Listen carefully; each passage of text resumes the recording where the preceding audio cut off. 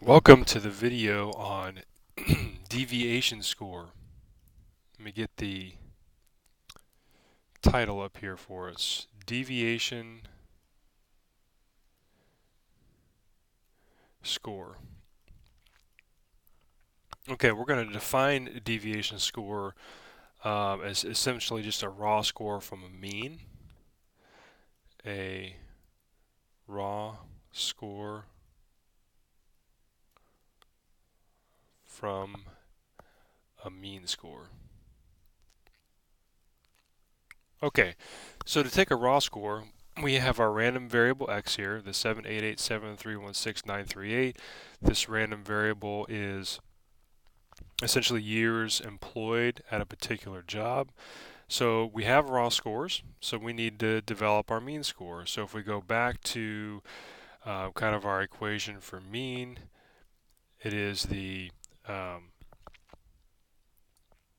sum from I equals 1 through n. In this particular case, it would be 10 of the xi scores divided by n. And so in this particular case, it would be 60 divided by 10 equals 6. So remember, x bar corresponds to a mean,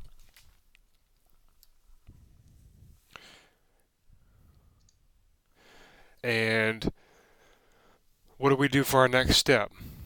Well, we need to put in here a mean column, and so if we just add in here an x bar column, and so we put in the mean of 6, then the next column would be essentially an x minus x bar, which stands for the x is our raw score minus our x bar, our mean score.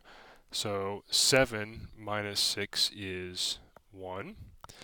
And then we add our x bar in here. 8 minus 6 is 2. So our deviation score for the first raw score of a 7 was a deviation score of a positive 1. Our second score, raw score, which was an 8, its deviation score when we took away the mean was a 2. The next one, 8 minus 6, will be 2 here. The next one, 7 minus 6, is a 1 again. 3 minus 6, so now we'll have a negative 3 here for a deviation score. 1 minus 6 would be a negative 5. 6 minus 6 would give us a deviation score of 0. 9 minus 6 would give us a positive 3. 3 take away 6 would give us negative 3 again. And 8 minus 6 would give us a positive 2. So there are your deviation scores from the mean, okay, with respect to all of the raw scores. So what's the first column? If we were just maybe go blue here, the first column, here's raw.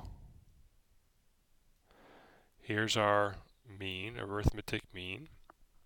And then the third column is the deviation score.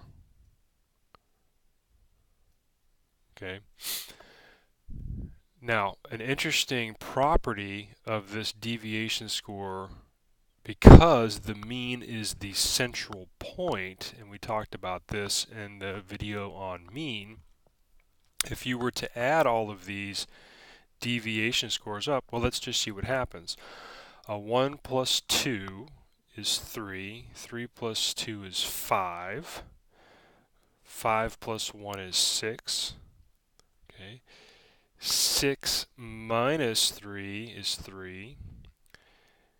3 minus 5 is going to give us negative 2. Negative 2 plus 3 would give us positive 2. Oh, I think I got off here. Let's just, maybe we'll do it this way. Let's do all the positives, and then we'll add up the negatives. So let's just do it this way. So we have, and I'll just cross them out so you can follow along with me, because when we're not doing this on the board, it's a little bit more difficult. So here is well, we'll just put a check by it. There's a 1 plus 2 is 3, 3 plus 2 is 5, 5 plus 1 is 6, skip over these, 6 plus 3 is 9, 9 plus 2 is 11, okay? And then let's switch to, say, green. 5 plus 3 is 8, negative 8, and negative 8 and negative 3 is negative 11. So what does this sum to? This entire thing will sum to 0, which means that we have the actual real central point. The mean is the balance point above which all the positive deviation scores and all the negative deviation scores sum to 0. And so we can't use we can't sum this column and get something that's useful. 0 is not a useful number to us. And so that's going to give you an intuition for building this, that we're going to have to do something to these values to be able to make it useful so that we can get a variance score from this procedure and a standard deviation from this procedure. And so that is kind of the basics here of a deviation score.